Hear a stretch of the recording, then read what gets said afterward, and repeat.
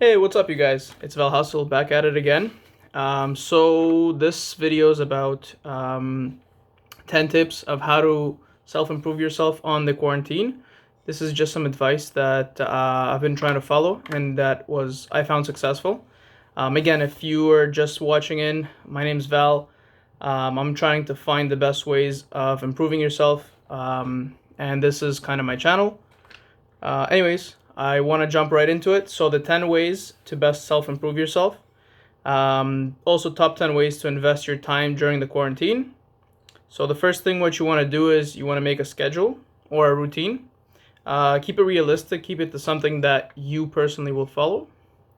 And make sure that you are also able to integrate into it whatever you feel like doing. So it's not just like a to-do list or a chore list, but it's something that you genuinely want to do and accomplish. Anyways, next up, I would say to start by writing down the time that you always wake up, but try to wake up 30 minutes every week, 30 minutes earlier than you generally would. This will really help you.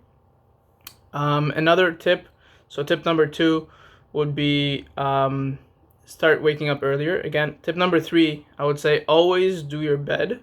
So as soon as you wake up, do your bed. I know this is very cliche, and you've always been told, like probably since ever you were a kid, to do your bed, but this actually works. Psychology proves that people that do their bed start like your day on the right foot. So do your bed.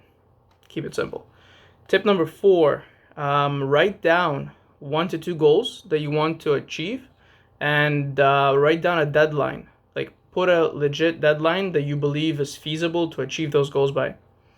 It's really important because most of the things that we think about but we don't write down, we don't actually turn into action so that we can achieve them.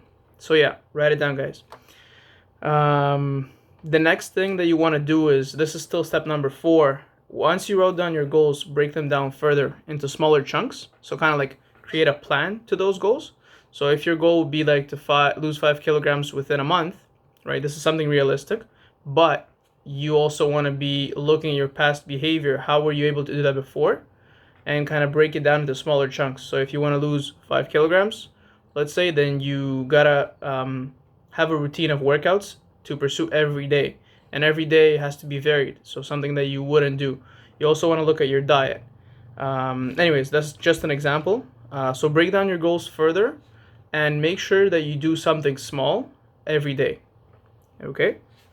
Step number 5, ensure you set aside 30 minutes to an hour of basically what I want to call break or free time.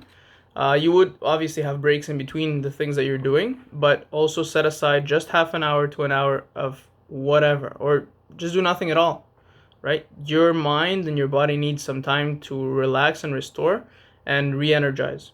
That's really important. Tip number 6, start your day with something that motivates you. This is really, really important. Some of the most successful people, they always start their day on a positive note so that you are mentally prepared to set out to do what you set out to do that day. That means that you watch a motivational video, or you listen to a podcast that you really enjoy, or you read a book that motivates you, something like The 4 Hour Work Week, or The Slight Edge, or whatever book that you really enjoy reading and you believe will give you that motivation that you need to succeed. Okay? So start your day by doing that. Also, when you're creating the plan, the blueprint, the plan, whatever you want to call it, the schedule, right? You want to set out a start time and a stop time of when you start doing things or like working productively and when you stop doing that. So, and keep it realistic. Don't try to set out something like 7 to 7, right? You're under quarantine, so you do want to have some time to relax. You want to have some time for yourself, but you also want to stay productive so you don't go crazy. Anyways, so you would set something like, I don't know, 12 to 7. You would be working on, obviously with breaks in between, you'd be working on, I don't know, learning software programming, for instance. Anyways, so that's kind of tip number 7. Tip number 8 is, obviously, this is more towards winding down. So when the day is kind of getting over, before you go to bed, you must plan out and write down the next goals of the day. So make sure that you write down the goals for the next day, guys. This is really important because things that don't get written down don't get done. Make sure you write it down. Also, you'll be able to measure your progress that way too.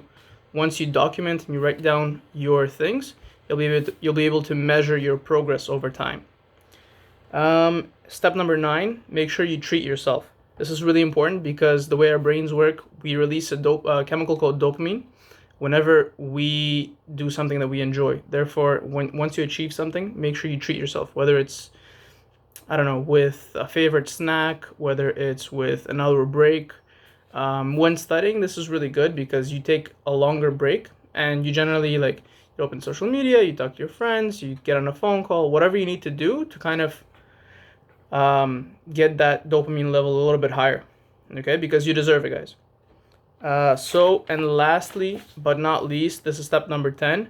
1 hour before you go to bed, dim down all the lights, dim down your brightness, dim down the brightness of the lights in your room, dim down your phone screen brightness, your laptop screen brightness, whatever it is that you use, or completely turn it off. I really recommend turning your phone on read mode and putting it on silent mode as well.